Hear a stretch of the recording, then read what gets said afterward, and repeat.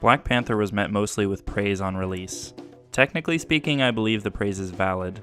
The film strays away from common tropes found in most modern superhero movies, and to that end, it was a success. However, when you break down the political implications of the story, the warped perception of black empowerment becomes questionable. There were 4 key points that stood out to me after watching the movie. Number 1, an isolated story. Number 2, lower conflict risk. Number 3, strong female characters. And number 4, an inspired soundtrack. The film and its story exist entirely through its own screen time. Both characters and locations are given a proper introduction to the viewer. There is no previous viewing required to fully understand the story or what drives the characters. Every word said or action performed can be explained at some point throughout the film. This encourages cohesion and influences a strong resolution. In contrast, Spider-Man: Homecoming contains both a relatively vital character and plot point that centers around a previously established character outside of the film. The introduction itself is a continuation of a film, which is a continuation of another film, which is a continuation of another film, which is a continuation of another film, which is a continuation of another film. Black Panther manages to resolve its primary conflict within its allotted time without forcing a sequel, and when it does introduce the possibility of a sequel, which we all know it'll happen, it doesn't undermine the plot. The primary conflict in Black Panther is not the end of the world. Literally. Aliens aren't pouring out of the sky, bombs aren't going to be detonated across the earth, there's no plan to take over the known universe. Killmonger's entire plan is to A, announce to the world that Wakanda exists, and B, arm impoverished black people. We're going to send vibranium weapons out to our war dogs. They'll arm oppressed people all over the world so they can finally rise up and kill those in power. The real-life Black Panthers wanted this very idea implemented across the US during the 60s, which was detailed in their 10-point program. Let's get into the inner workings and the meaning of this. Let's get into the inner workings and the meaning of a black revolution and why black people have a right to take what's theirs.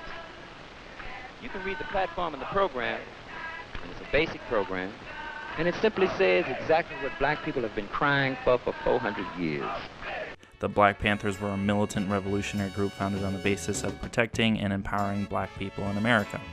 The 7th point in the 10-point program demanded an immediate end to police brutality and the murder of black people, encouraging the use of the Second Amendment right to arm black people in self-defense. When we first started, we had a police alert patrol, and we would patrol the community. If we saw the police brutalize anyone, we would put an end to this. Usually the police wouldn't brutalize anyone if we were on hand because we were armed, and if the police arrested the individual, we'd follow him to the jail and bail the individual out. This illusion is both realistic and relatable. The film bases its conflict on already established knowledge and reality and has a motive that is easy for an audience to understand. Black Panther follows the recent Hollywood trend of giving women intricate and nuanced acting roles in Nakia, Okoye, and Shuri respectively. All 3 roles are those often portrayed by men and push a spin to the stereotypical narrative. In contrast, the real-life Black Panthers faced ongoing misogynistic conflicts and issues during their active years. They were criticized within their own party for both pushing for the liberation of black people while simultaneously treating the women within its movement as a lesser component to the movement. This is debated both in Elaine Brown's A Taste of Power and David Hilliard's This Side of Glory, both former leaders within the Black Panthers. Keeping women equal to men within the film shows a natural progression from the historical Black Panther Party, as well as catching on to the trend of female empowerment. A reoccurring theme within the film is that of tradition versus modernism. T'Challa represents an isolationist, monarchistic Wakanda, whereas Killmonger stands as a revolutionary globalist figure. The original score is composed by Ludwig Göransson, while the soundtrack is heavily influenced by Kendrick Lamar. Göransson even traveled to both Senegal and South Africa with Senegalese-born singer Baaba Maal, recording local artists and even drawing inspiration from African music.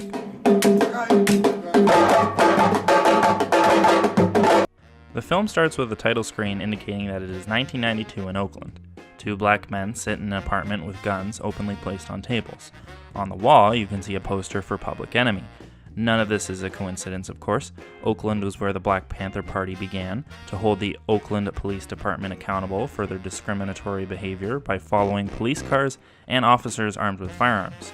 1992 was the year of the LA riots, a 6-day riot that began after the acquittal of officers charged with the brutal assault of a man named Rodney King. Public Enemy was a staple of both black empowerment and militant revolution, with albums like It Takes a Nation of Millions to Hold Us Back and Fear of a Black Planet. All of this forces the viewers, with said historical knowledge, to relate the film and its main characters to the real-life political party. Later in the film, a CIA agent is tasked with stopping Wakandan citizens from delivering powerful weapons to the world's black population. Go! We can't let those weapons get beyond Wakanda. All right, I'm on it.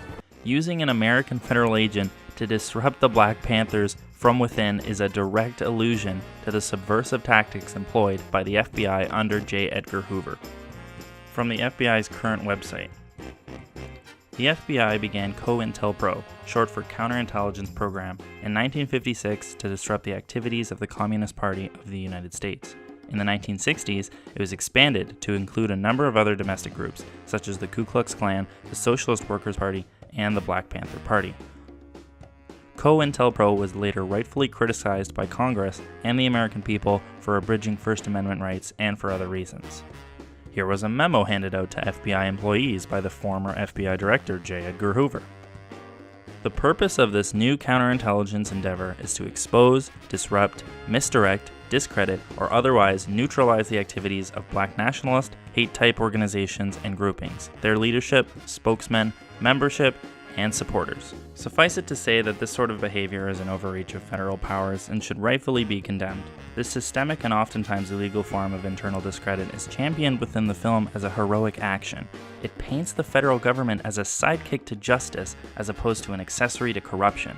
To even use the term Black Panther for your film title while subsequently placing a CIA agent within their ranks is disingenuous. Furthermore, the motive of the Black Panthers is entirely contrary to the existence of the Black Panther Party. For many watching this film, children especially, it is the only modern exposure they have to a group of people standing up to racial injustice via radical means. To deny the Black Panthers their very existence seems un-American. The US prides itself in its retention of guns and the culture behind it, so much so as to enshrine them as an integral part of their Constitution. In 1831, a slave named Nat Turner led an armed slave revolt across Southampton County, Virginia, that left between 50 and 60 white slave owners and families dead. The American Civil War was fought between 1861 and 65, leading to the deaths of 750,000 American men and women. The Revolutionary War was fought with armed citizens fighting for American independence from their British rulers, and yet, when confronted with the possibility of representing a radicalized group of people using their constitutional rights to defend themselves from governmental oppression in not always a legal manner, their political movement is disregarded for a literal whitewashing of history in the spirit of nonviolence. It isn't necessarily wrong to advocate for nonviolence. I'd argue it's a noble cause. But to deliver that message through the name of a historical group that advocated the complete opposite is culturally blind to today's political climate. People of color absolutely need more positive representation in Western media, but it isn't necessary to override history to do that. You can create strong role models without stepping on the legacy of those who helped make this reality possible in the first place.